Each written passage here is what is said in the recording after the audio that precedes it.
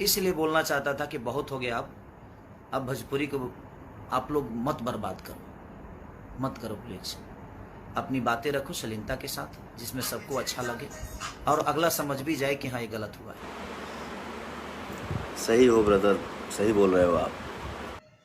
और सभी लोग, आप लोग झूठ का साथ दे रहे हैं, आप ही लोग में से हैं। क्या आप लोग नहीं जानते हैं? शिल्पी को नहीं देखें? शिल्पी स्टूडियो में जाती है तो इसका बिहेवियर नहीं देखें आप लोग? कैसे मेरा बिहेवियर है, कैसे सभी के सामने पेश आती हूँ।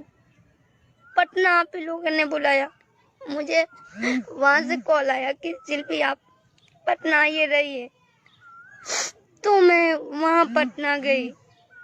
आप लोगों को कहीं से न कहीं से मालूम चल जाएगा।